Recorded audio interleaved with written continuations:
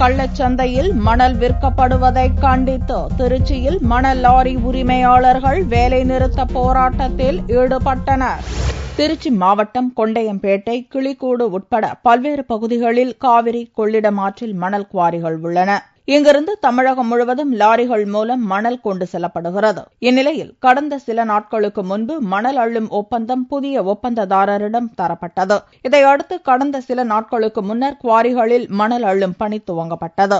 ஆற்றில் 2 யூனிட் மணல் அள்ளப்பட்டு வந்த நிலையில் புதிய ஒப்பந்ததாரர் 3 யூனிட் அளவிற்கு மணல் அள்ள வற்புறுத்துவதாகவும், இதனால் அதிக பாரம் ஏற்றி வர வேண்டிய நிலையில் லாரியின் உதிரி பாகங்கள் பழுதடைவதாக மணல் லாரி உரிமையாளர்கள் புகார் தெரிவித்தனர். இந்நிலையில் அதிக பாரம் ஏற்றுவதை கண்டித்தும், இங்கிருந்து ஏற்றி செல்லப்படும் மணல் மற்ற மாவட்டங்களில் கள்ளச்சந்தையில் விற்கப்படுவதை கண்டித்தும் திங்கட்கிழமையன்று திருச்சி மாவட்ட மணல் லாரி உரிமையாளர்கள் போராட்டம் நடத்தினர். 6 பாக்கெட் மணல் வாங்கக்கூடிய இடத்தில் 10 பாக்கெட் வாங்கக்கூடிய சூழ்நிலை எங்களை உருவாக்குறாங்க. ஆத்த பொறுத்த வரைக்கும் பாத வசதி இல்ல. எங்களால 10 பாக்கெட் வாங்கிட்டு வெளியே வர முடியல. ஏன்னா வண்டியில ஒவ்வொரு உதிரி பாகங்களா உடைஞ்சிட்டு இருக்குது.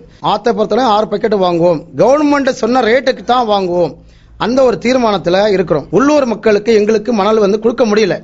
திருச்சி மாவட்டத்தை பொறுத்தவரை எல்லா வண்டியுமே வேலை நிறுத்தத்தில் ஈடுபட்டிருக்கிறது. சில்லறை விற்பனையில் ரீச் வச்சிருக்கவங்களே சில்லறை விற்பனையில் நேரடியாக ஈடுபட்டு எங்களை விட 2000-3000 ரூபாய் கம்மியான ரேட்டுக்கு மணல் வித்துக் கொண்டிருக்கிறார்கள்.